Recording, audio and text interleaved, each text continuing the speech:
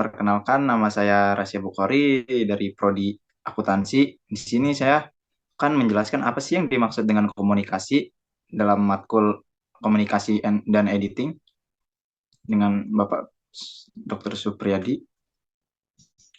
Nah, di sini pengertian komunikasi secara umum yaitu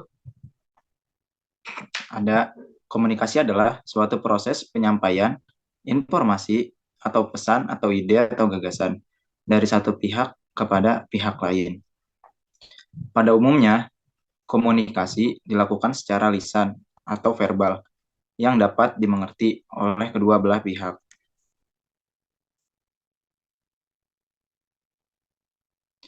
Di sini ada beberapa para ahli memiliki arti komunikasi.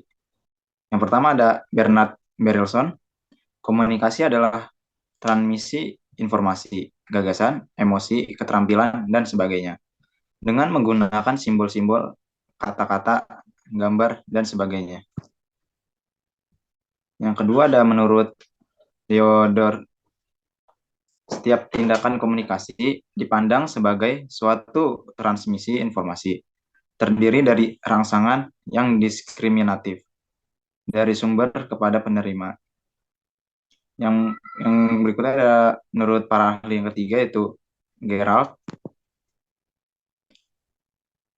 Komunikasi menyatakan bahwa komunikasi terjadi ketika suatu sumber menyampaikan pesan kepada penerima dengan kesadaran niat untuk mempengaruhi perilaku penerima pesan.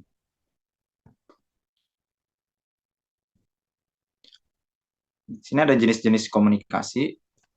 Yang pertama, jenis komunikasi yang pertama dibedakan berdasarkan cara penyampaiannya. Dari cara ini, komunikasi dibagi menjadi dua jenis, yaitu komunikasi lisan adalah komunikasi yang dilakukan dengan menggunakan lisan. Yang kedua ada komunikasi tertulis. Komunikasi tertulis adalah komunikasi yang dilakukan dengan menggunakan bantuan media tulisan.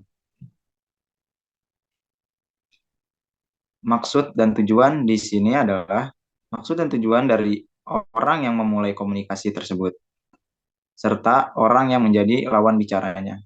Berikut beberapa jenis berdasarkan maksud dan tujuannya.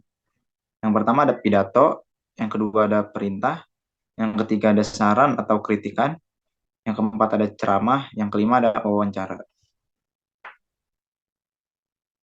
Yang ketiga jenisnya komunikasi juga dibedakan berdasarkan ruang lingkupnya. Berdasarkan hal ini, komunikasi terbagi menjadi dua, yaitu komunikasi internal dan komunikasi eksternal. Yang dimaksud dengan komunikasi internal adalah komunikasi yang dilakukan dalam ruang lingkup terbatas. Sedangkan yang dimaksud dengan komunikasi eksternal merupakan kebalikan dari komunikasi internal. Jika komunikasi sebelumnya memiliki ruang lingkup yang terbatas antar anggota saja, maka komunikasi eksternal justru memiliki ruang lingkup yang sangat luas.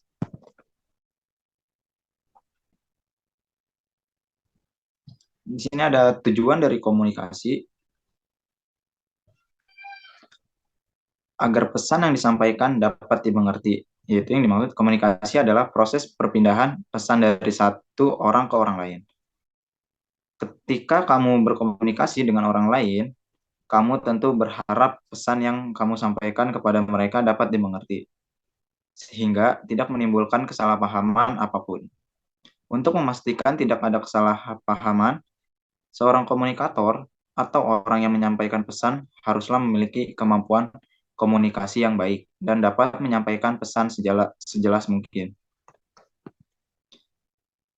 Tujuan kedua, agar dapat dikenal oleh orang lain. Meski tujuan utamanya untuk menyampaikan pesan, tetapi sebenarnya komunikasi memiliki banyak tujuan. Salah satunya agar kita dapat dikenal oleh orang lain. Manusia adalah makhluk sosial yang selalu membutuhkan orang lain di sampingnya. Oleh sebab itu, untuk mendapatkan seorang teman atau rekan, kamu perlu memulai berinteraksi dengan mereka. Salah satu bentuk interaksi itu adalah dengan berkomunikasi. Dengan melalui komunikasi, orang-orang akan mengenal kamu dan tidak menganggap kamu sebagai orang asing yang tidak dikenal. Tujuan yang ketiga, agar diterima oleh orang atau lingkungan. Bukan hanya supaya dikenal oleh orang lain, komunikasi juga dilakukan agar kita bisa diterima oleh orang lain. Baik itu keberadaannya maupun gagasan yang kamu sampaikan. Namun, lagi-lagi, untuk hal ini, kamu harus memiliki komunikasi yang baik agar orang-orang juga bisa mendapatkan kesan yang baik dan mengerti apa yang kamu sampaikan kepada mereka.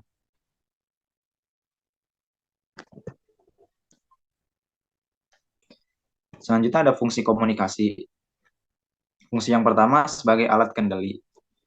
Fungsi komunikasi yang pertama adalah sebagai alat kendali atau kontrol. Dalam hal ini, alat kendali berarti dengan komunikasi maka perilaku individu dapat dikontrol dengan penyampaian aturan yang harus dipatuhi. Fungsi yang kedua sebagai alat motivasi. Komunikasi yang baik dan persuasif dapat meningkatkan motivasi seseorang dalam melakukan sesuatu. Menyampaikan informasi yang dapat diraih dalam kehidupan akan membangun motivasi seseorang. Fungsi yang ketiga yaitu sebagai ungkapan hati. Berbagai perasaan yang ada di dalam diri seseorang dapat diungkapkan kepada orang lain dengan cara berkomunikasi. Emosi ini bisa perasaan senang, marah, kecewa, gembira, dan lain-lain. Fungsi komunikasi yang keempat sebagai alat informasi. Dengan berkomunikasi, maka kita dapat memberikan informasi yang dibutuhkan oleh orang lain atau kelompok. Sehingga dengan informasi itu, maka proses pengambilan keputusan dapat dilakukan dengan baik.